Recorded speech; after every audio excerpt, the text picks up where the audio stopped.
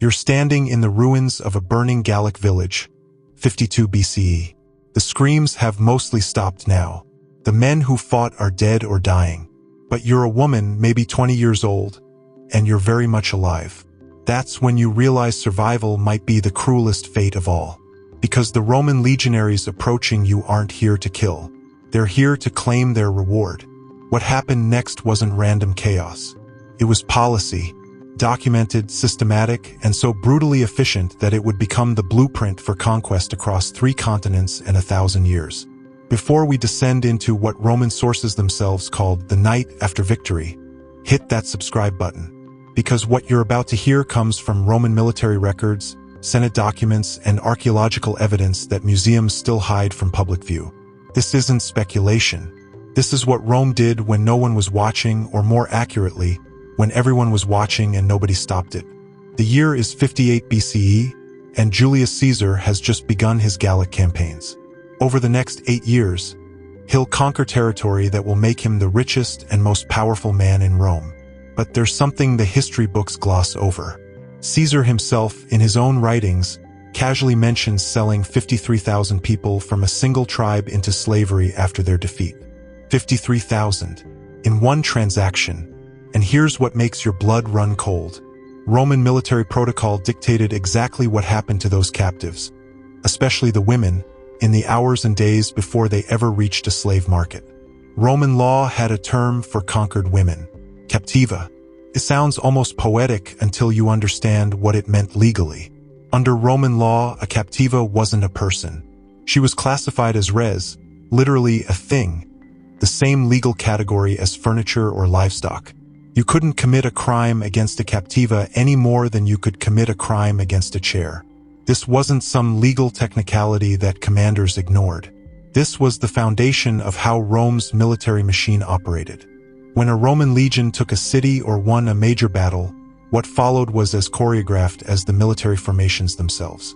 First came the immediate aftermath, what the Romans called direptio, the sacking. For the first hours, sometimes the first full day, soldiers had essentially free rein. This was considered their right, the payment for risking their lives. But even chaos had rules in Rome. Commanders would claim the most valuable captives, noble women, priestesses, chieftains' daughters, before the common soldiers ever got near them. These women weren't selected for ransom. They were selected for something far more calculated. Let me paint you a picture of what this actually looked like, based on accounts from Livy, Polybius, and archaeological evidence from military camps. After a battle, women who survived were rounded up in the central square or forum of whatever city had just fallen.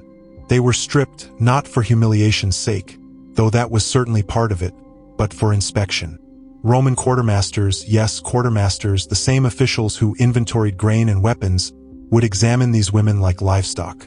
Age, physical condition, visible scars or deformities, and most critically, what the records euphemistically called integritas, whether they were virgins. The documentation was meticulous. Tablets recovered from Roman military sites show ledgers listing captive women with details that would make you sick. Name if they knew it, origin, approximate age, and a value assessment. A young woman from a noble family might be worth 1,000 denarii. A common woman, maybe 200. A girl under 12, and yes, they cataloged children, might fetch 500 denarii because, as one Roman agricultural writer coldly explained, young slaves could be trained to household preferences. But here's where it gets truly systematic. Roman military law specified exactly how captives were to be distributed. 1/10 of all spoils, including human beings, went directly to the state treasury. Another portion went to the commanding general. What remained was divided among the soldiers based on rank. A centurion might receive a dozen captives. A common legionary might get a share in 1 or 2, and the soldiers had immediate rights over their shares. Immediate. Polybius, the Greek historian embedded with Roman armies, described what he witnessed after the fall of Carthage in 146 BCE with a detachment that still chills. He wrote that after the city was taken, the soldiers, before even securing the perimeter, were exercising their rights over the conquered. He doesn't elaborate, but he doesn't need to. The Latin phrase he uses, ius victoriae, the right of conquest, was well understood. It meant that for Roman soldiers, Conquest wasn't complete until they had physically claimed the conquered. Let's talk about a specific case because the horror is in the details. In 70 CE, after a 4-year rebellion, Roman legions under Titus finally broke through Jerusalem's walls. The Jewish historian Josephus, who witnessed the siege firsthand, left an account so disturbing that Christian monks in the Middle Ages tried to edit it out of manuscripts. Josephus writes that after the city fell, over 97,000 Jews were taken captive. He specifies that women and children made up the majority. He then describes how Roman soldiers moved through the city, not just killing combatants, but systematically gathering females of all ages. The Romans didn't just take these women to slavery markets. That came later. First came what Josephus called the soldiers' rewards. For 3 days, while the city still burned, Roman military camps outside Jerusalem became scenes of mass organized violence. Josephus uses careful language. He was writing for a Roman audience, but he describes women being distributed among the tents and subjected to the pleasures of their captors. He notes that some women tried to resist and were killed. Others killed themselves by jumping from the city walls. But most, he writes with devastating simplicity, had no choice but to endure. Now, you might think surely this was condemned, surely Roman moralists spoke out against this. But here's the thing that makes this so much worse. They didn't see anything wrong with it. Cicero, one of Rome's most celebrated philosophers and statesmen, wrote extensively about ethics and virtue. He also casually mentioned in his letters that he'd purchased several young female slaves from Gaul, noting they were unspoiled by previous use and would fetch a good price if resold. He saw no contradiction. These weren't people to him. They were property acquired through legitimate conquest. The infrastructure Rome built to process conquered women was as sophisticated as their aqueducts. In major military territories, Gaul, Hispania, North Africa, the Romans established what they called ergastula, processing centers for slaves. Archaeological excavations of these sites, particularly one near Capua in southern Italy, reveal facilities designed specifically for handling large numbers of captives. There were holding cells, examination rooms, and areas clearly designed for breaking in slaves before sale. The architecture tells a story that Roman writers were too polite or too complicit to spell out explicitly. One document that survived, a letter from a Roman military tribune to his brother back in Rome, casually discusses the logistics. He writes that after a successful campaign against Germanic tribes, his century, about 80 men, had received 40 captive women and girls as their share. He complains that some of the men were fighting over the most desirable captives and asks his brother for advice on how to maintain discipline. His solution, a rotation system, he literally created a schedule to systematize access to these women, treating rape as a logistics problem to be solved with proper management. But it wasn't just soldiers. The Roman elite, senators, equestrians, wealthy merchants, they were equally complicit, often worse. When a triumph was celebrated in Rome, those grand parades where victorious generals marched through the city, captive women were paraded in chains as trophies. Contemporary accounts describe how the crowds would jeer, throw objects, and shout obscene suggestions. After the parade, these women would be auctioned. The auctions were social events. Wealthy Romans would attend, examine the captives openly, check their teeth like horses, and bid competitively. One particularly vile account comes from Suetonius, who describes how Julius Caesar, during his Gallic triumph, displayed a captured Gallic queen named Epona. She was forced to walk in chains behind his chariot while the crowd mocked her. After the triumph, Caesar gifted her to one of his officers. Suetonius notes this as if it were an act of generosity, a general rewarding a loyal subordinate. The woman's perspective, her trauma, her humanity, completely absent from the historical record. The Romans even developed a market economy around this horror.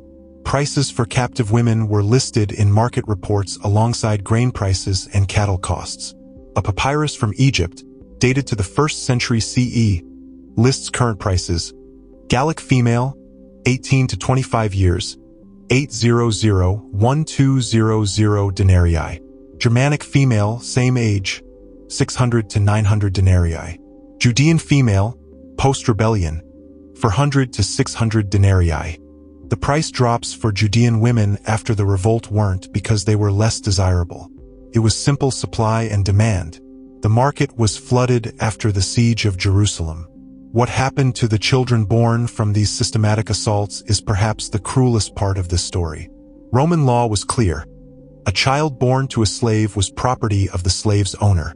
So thousands of children born from violence became slaves from birth. Some Roman agricultural writers even recommended this as a cost-effective way to maintain slave populations. Cheaper than buying new slaves, they coldly calculated. Let your female slaves reproduce. These children grew up not knowing their fathers, often not even knowing their mothers if they were sold separately, carrying trauma they couldn't even name. And here's what should disturb you most. This went on for centuries. This wasn't a temporary breakdown of order. This was Roman standard operating procedure from the Republic through the Empire. From the conquest of Greece in 146 BCE to the fall of the Western Empire in 476 CE, over 600 years, this system churned through human lives by the millions. Conservative estimates suggest Rome enslaved between 8 and 10 million people during its expansion, with women and children comprising 40 to 50% of that number. The archaeological evidence is damning. Excavations of Roman military sites consistently reveal the same pattern. Mass graves of women and children with injury patterns consistent with violence, not battle wounds, interpersonal violence. Fractured skulls, broken bones in defensive positions, pelvic injuries that tell their own horrible story. And these are just the ones who didn't survive. The survivors left no graves for archaeologists to find. They disappeared into the empire, their identities erased, their stories untold. Now, here's where it gets even darker. Some women tried to resist. Ancient sources mention this, usually dismissively. Tacitus describes Germanic women who killed themselves rather than be captured, throwing themselves into rivers or off cliffs. He presents this as evidence of barbaric fatalism, completely missing or deliberately ignoring why they might prefer death. Other women tried to fight. Dio Cassius mentions British women under Boudicca who, when captured, chose to kill their own children before the Romans could take them, then killed themselves. He calls this savage desperation. It was actually the last act of love these mothers could perform, sparing their daughters from what they knew was coming. The Romans responded to resistance with escalating brutality. After Boudicca's rebellion, the Roman historian reports that captured British women were impaled on stakes as a warning. Not just executed, but killed in a way specifically designed to send a message about sexual violation and power. The method of execution was the message itself. This is what happens when you resist Rome. But occasionally, very occasionally, something different happened. There are scattered accounts of Roman soldiers who refused to participate. A letter fragment from the 2nd century mentions a soldier punished by his centurion for refusing to take his share of captive women, claiming it violated his religious beliefs. He was flogged for insubordination. Another account mentions a junior officer who attempted to protect a group of captured women from his own men and was nearly killed by them for his interference. These glimpses of conscience are so rare in the sources that they stand out precisely because they were exceptions. The system finally began to crack, not because of Roman moral awakening, but because of Christianity. When Constantine converted in the 4th century, Christian bishops began, very tentatively, to question whether enslaving and violating conquered populations was compatible with Christian teaching. But even then, change was glacially slow.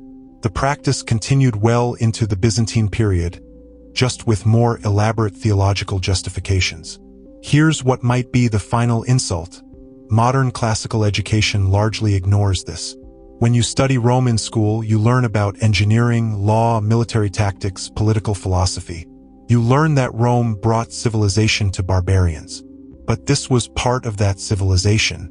The same legal system that gave us concepts like innocent until proven guilty also categorized human beings as furniture. The same engineering genius that built the Colosseum also built slave processing centers. The glory of Rome was built on a foundation of systematized horror. What Roman warriors did to captured women after victory wasn't an unfortunate side effect of ancient warfare. It was policy, rewarded, incentivized, documented, and defended. It was so normal that Roman writers mentioned it casually, the way you might mention rain. And perhaps most damning of all, it worked. This system of terror helped Rome conquer and hold an empire for centuries. The women who suffered through it didn't get statues or monuments. They got ledger entries, price tags, and unmarked graves. If this history disturbs you, good. You should. Subscribe to this Dust History channel because we're going to keep pulling these buried truths into the light. Comment below. What shocked you most about this systematic horror? And remember, every time you see a Roman ruin, every time someone praises Roman civilization, there are ghosts in those stones. Women whose names we'll never know, whose suffering built an empire, whose stories were deliberately erased. We owe them at least the acknowledgement of truth. The glory of Rome was paid for in ways that history books still won't fully admit.